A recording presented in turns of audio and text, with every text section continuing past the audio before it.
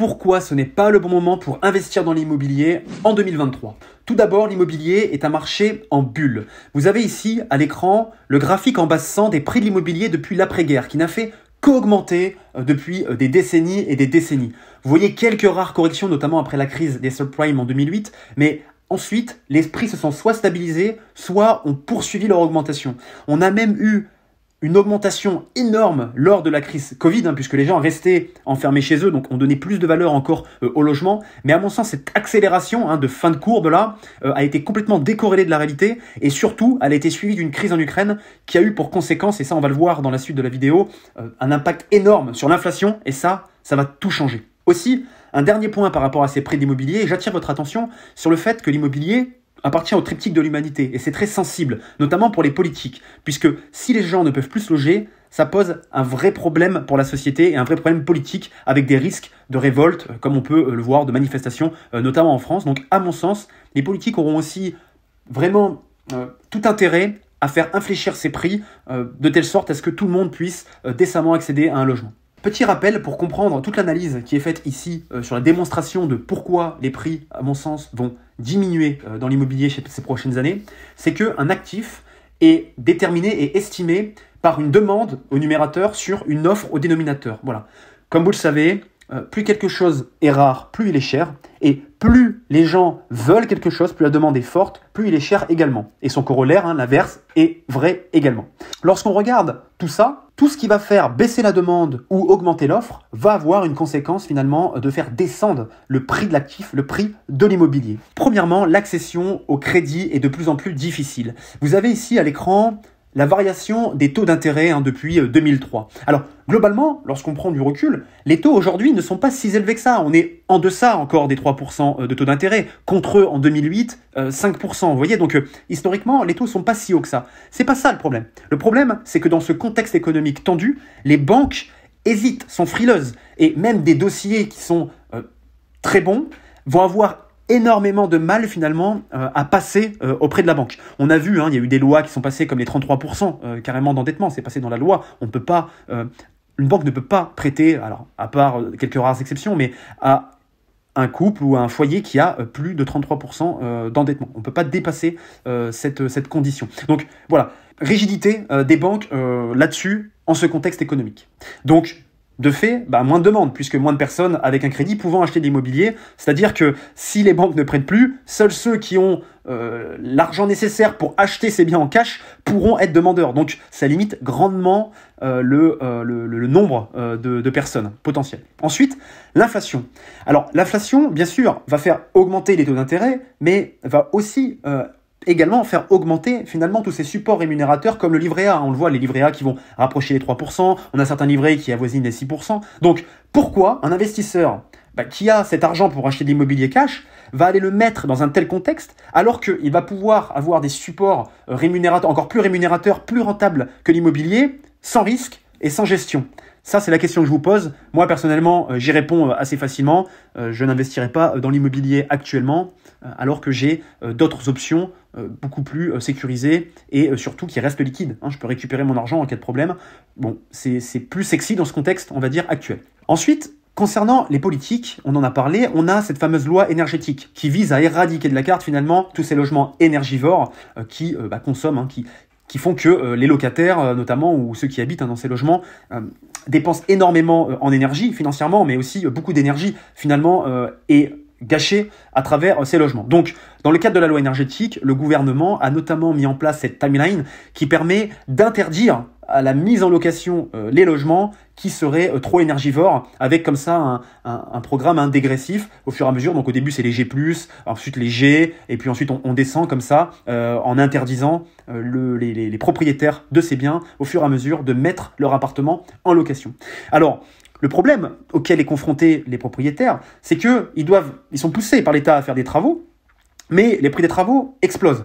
Donc de nombreux propriétaires mettent en vente d'ores et déjà leurs biens de peur finalement de ce qui va arriver par rapport à cette obligation, puisque si vous avez un bien locatif et que vous ne pouvez plus le louer, qu'est-ce que vous allez en faire? Surtout que lorsque l'interdiction sera effective, ces biens qui seront inlouables vont se vendre une bouchée de pain sur le marché. Et ça, les propriétaires le savent très bien. Et donc, de nombreuses personnes, de nombreux propriétaires commencent déjà à brader ou à mettre en vente leurs biens. Alors, certains vont évoquer des aides d'État, d'accord. Mais les aides d'État, aujourd'hui, il y en a certaines, déjà tout le monde n'est pas éligible. Il y en a certaines, mais on ne sait pas combien de temps ça va durer. Et ça, bon voilà, on peut pas miser, on peut pas se reposer sur ces aides qui existent aujourd'hui. Ensuite, il y a une crise du logement qui est rencontrée dans certaines villes.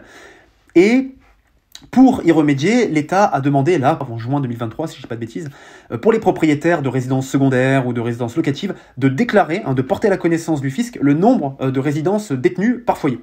Alors, cela, bien sûr, dans l'optique de, sans doute, taxer ou rehausser, majorer la taxe d'habitation, que sais-je, mais c'est vraiment dans un but de mettre une pression financière, encore une fois, sur les propriétaires, pour que ces logements vacants, qui ne servent pas, soient remis finalement à disposition du parc de logements français pour résoudre cette crise du logement. Donc voilà, on a deux gros facteurs politiques encore ici qui viennent mettre une pression baissière sur les prix de l'immobilier, puisque une augmentation considérable de l'offre en perspective. Ensuite, on a la démographie. Ça, on n'y pense pas souvent. On a tous appris à l'école que le baby boom, après la Seconde Guerre mondiale, c'est vu ici, avec des pics de naissance à 900 000 naissances annuelles ici.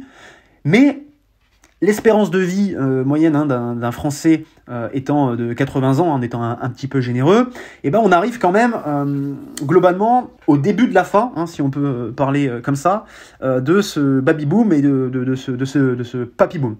À partir de maintenant, quasiment, et pour ces prochaines années, nous allons malheureusement avoir un grand nombre de nos grands anciens qui décéderont fatalement, c'est la vie.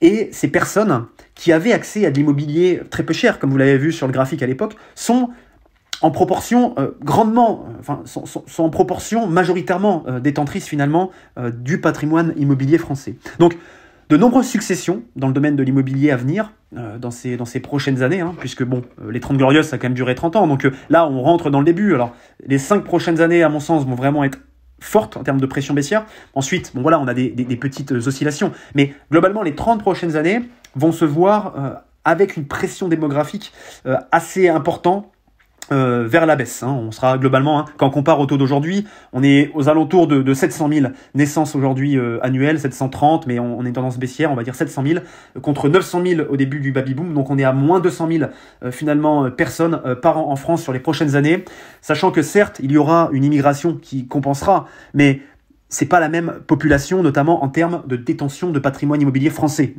Quelqu'un qui arrive demain en France ne va pas avoir une dizaine de biens, cela va de soi, du moins pas du jour au lendemain.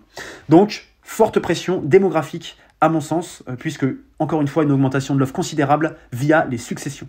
Pour revenir sur l'inflation, on a une augmentation considérable des matières premières et notamment des matériaux propres à la construction. Je vous ai mis ici les courbes du bois, de l'acier, enfin bref, un tas de matériaux utilisés dans le cadre des constructions qui sont en train de flamber. À tel point que c'est simple, le prix des travaux a explosé également. Et si vous avez déjà acheté de l'immobilier, vous savez très bien comment ça se passe. Vous arrivez, vous visitez, vous estimez, vous faites faire un devis, et ensuite, lorsque vous revenez voir le propriétaire, globalement, vous lui dites « Bon, très bien, le prix du marché est là, j'en ai pour tant de travaux, donc je vous fais une offre à ce prix, parce que après travaux, il faut que mon bien global soit globalement dans le prix du marché. Je ne peux pas me permettre d'arriver à un prix trop haut au risque de perdre énormément d'argent à la revente. » C'est globalement un schéma mental et de négociation qui est très connu. Et donc, à mon sens, ça va donner une pression baissière énorme sur l'immobilier, puisque si les propriétaires ne lâchent pas à un prix, on va dire, satisfaisant pour arriver à un projet global fini intéressant, les acheteurs ne vont pas se positionner, d'autant plus que de toute façon, ces acheteurs, comme on l'a dit avant, sont de plus en plus rares, et ceux qui achèteront en plus cash auront un pouvoir de négociation vers la baisse encore plus fort, puisque quand on paye cash, bien sûr, on peut se permettre de négocier encore plus fort. Donc, encore, pour moi, une pression baissière sur l'augmentation du coût des travaux en général.